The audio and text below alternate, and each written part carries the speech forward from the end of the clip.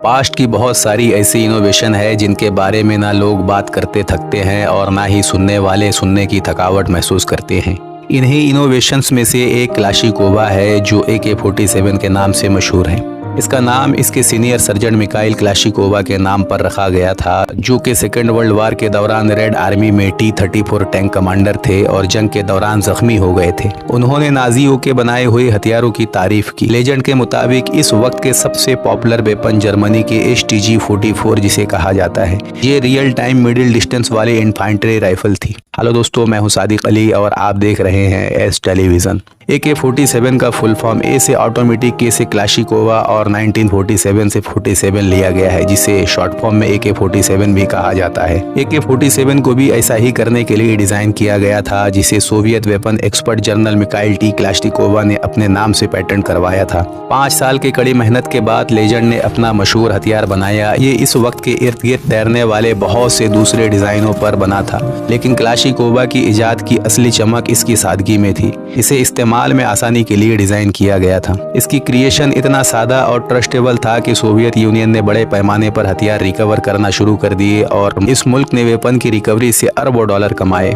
Black market में AK-47 की कीमत पाकिस्तान में 150 से 3600 US$ हो सकता है, और जिसे डार्क वेब के जरिए अमेरिका में बेचा जाता है। ये आमतौर पर अफ्रीकी मुल्क में बहुत सस्ते हैं, क्योंकि मांग इतनी ज्यादा है कि बाजारों में सैलाब आ जाता है। तारीख की सबसे अवेंडेंट अमाउंट में बनाई जाने वाली राइफल का मेडल भी क्लाशिकोवा के सर ही जाता है। इससे V4 बहुत सी ऑटोमेटिक राइफल सिक्योरिटी इंस्टीट्यूशंस के इस्तेमाल में रहे हैं, पर उस वक्त जो भी ऑटोमेटिक राइफल होती या तो वो बहुत ज्यादा भारी भरकम होती कि इसे उठाकर दौड़ना नामुमकिन होता, या इनका रिकॉइलिंग का ड्यूरेशन काफी ज्यादा होता था। ऐसे में मिखाइल T क्लाशिकोवा के जानिब से बनाई गई इस डिजाइन को सोवियत मिलिट्री के जानिब से गुड एक्सेप्टेंस हासिल हुई और AK-47 20वीं सेंचुरी के सबसे फेमस राइफल मानी गई।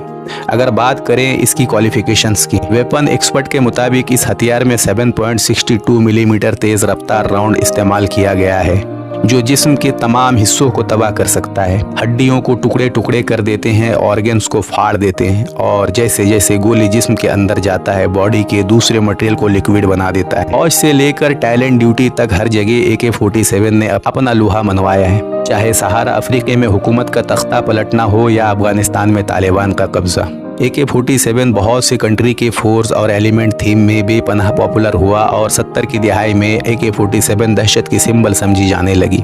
द इविल वंस और AK-47 का बंधन भी 70 की दिहाई में मजबूत हुआ, जब दहशतगर्दी के हर इन्वेस्टिगेशन में AK-47 का इस्तेमाल सामने आने लगा। AK-47 की कल्चर को मीडिया ने भी परवान चढ़ाया है। फिल्मों में हॉरर का एक्सपीरियंस कराने के लिए अदाकारों के हाथों में AK-47 दिखाना और फिल्मों के पोस्टर पर AK-47 की तस्वीर लगाना इस बात का सबूत था कि AK-47 दहशत का सिंबल बन चुका है। पहले तो AK-47 का इस्तेमाल इविल ग्रुप के साइड से किया जाता था, पर मीडिया से इफेक्ट होकर क्लाशिकोवा को लाहौर और कराची के यूनिवर्सिटी में भी इस्तेमाल किया जाने लगा। कराची यूनिवर्सिटी में स्टूडेंट के साइड से सेवरल टाइम क्लाशिकोवा का इस्तेमाल किया गया। मॉडर्न दौर में AK-47 को आम करने में अफगानिस्तान के विजडम वॉरियर का बहुत अहम किरदार है।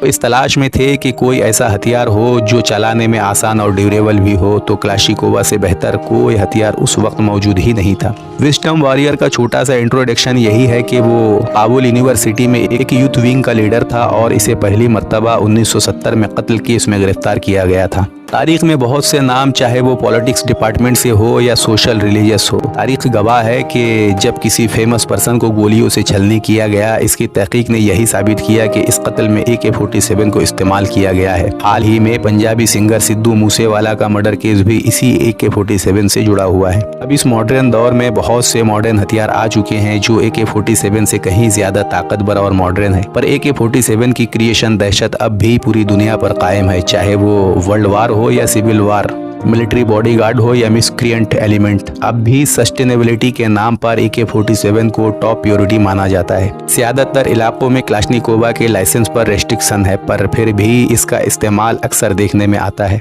AK-47 हो या कोई भी मॉडर्न वेपन, इसका इस्तेमाल आम पब्लिक के लिए फॉरबिडन होना चाहिए। हाल ही में कनाडा में बिल पेश हुआ जिसका स्टैंड ये था कि कोई भी आम शख्स वो अपनी हिफाजत के लिए ही क्यों ना रखता हो, वो हथियार नहीं रख सकता, जिससे जनरल पब्लिक में एक मॉडरेशन कायम होगा कि हथियार सिर्फ सिक्योरिटी इंस्टीट्यूशंस ही इस्तेमाल करेंगे। AK-47 से डेथ होने वालों की तादाद दुनिया भर में किसी भी हथियार से डेथ होने वालों में से ज्यादा है। इसे दुनिया का डेडलिस्ट वेपन इमेजिंग किया जाता है।